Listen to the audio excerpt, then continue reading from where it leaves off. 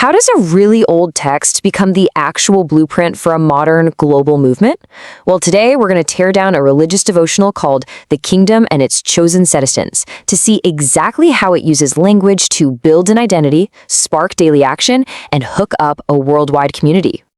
So, everything we're about to look at, and I mean everything, is built on this one single verse from the Bible. You have to understand, this isn't just a quote they like, it's the foundational DNA for the entire document. It sets up a super powerful identity for its readers right from the get-go. And that brings up a really big question, right? A chosen generation, a royal priesthood? I mean, these are ancient ideas. So how does this text manage to make them feel so urgent and so actionable for people all over the world today? Let's dive in and find out. Okay, so first things first, we're going to start with the absolute core of the message. Identity. And what's interesting is, before asking anyone to do a single thing, the document spends a lot of time defining who they are inside this kingdom. So this identity, it's built from these 4 key titles, pulled straight from that opening verse. Each one adds another layer, The message is basically saying, it's not just about what you believe, it's about belonging to a very specific group with a unique status. You're chosen, you're royal, you're holy, and you're peculiar. Let's zoom in on that word peculiar, because when we hear it today, we think weird or strange, right? But the devotional totally redefines it. Here, it's all about purpose. You're set apart from the world specifically to show forth the praises of God. So the big takeaway isn't about being odd. It's about having a special mission. And this is where you really see the core transformation at play. The document frames a person's life as this journey out of something called darkness, their past state, and into this new thing, marvelous light. It's not just a change of mind, it's presented as a total change of citizenship, from living by the world's standard to living by the kingdom's standard. Okay, so you've got this new identity. Now what? How does that actually translate into practice? Well, once that identity is established, the document immediately pivots to connecting it with real, tangible, everyday activities. The focus shifts from who you are to what you do. This sentence right here, this is the bridge. It connects that abstract idea of a royal priesthood directly to a person's daily life. The whole purpose, according to this text, is to be a reflection, like a mirror, showing God's glory in a world that apparently needs to see it. And here's the how-to guide.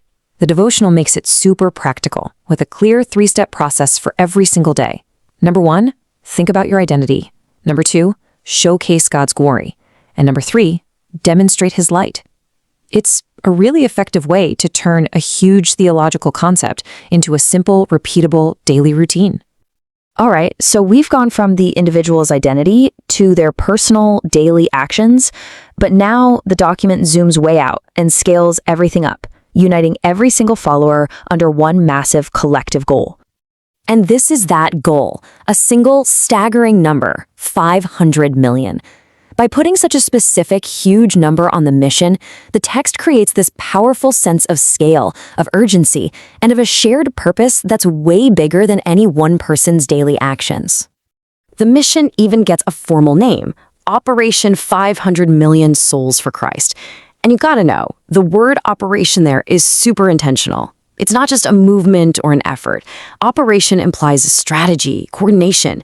It frames the whole thing like a planned military-style campaign. So you might be asking, how do I get involved? Well, the document lays out 3 very distinct roles. You can be a prayer partner, a volunteer missionary, or a kingdom investor.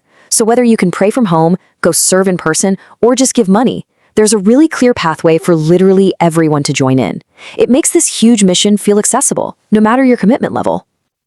So this brings us to the really modern part. How on earth do you coordinate a global operation of this size? Well, the answer is a pretty sophisticated digital network. Just look at the precision here. This isn't just a vague, hey, everyone pray. This is a globally synchronized schedule. You can see there's a continuous 24-hour chain of prayer, perfectly coordinated across different continents and time zones. It creates this amazing sense of constant, unified effort, like the sun never sets on their prayer network.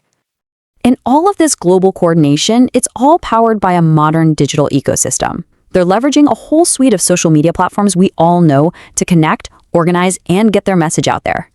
What's really fascinating is that this isn't a one-size-fits-all thing. They have a specific purpose for each platform. It's a really smart multi-channel strategy.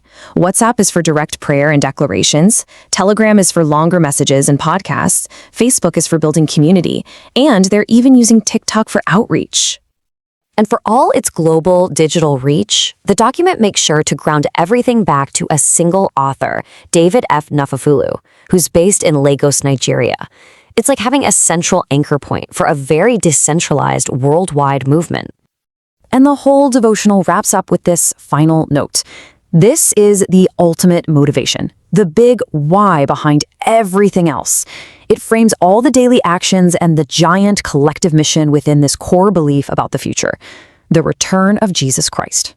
That's the end goal. So that leaves us with this final thought. We've seen how a single ancient verse gets engineered to build a modern identity. That identity then fuels daily actions, which all contribute to a huge, quantifiable mission, all coordinated by a global digital network.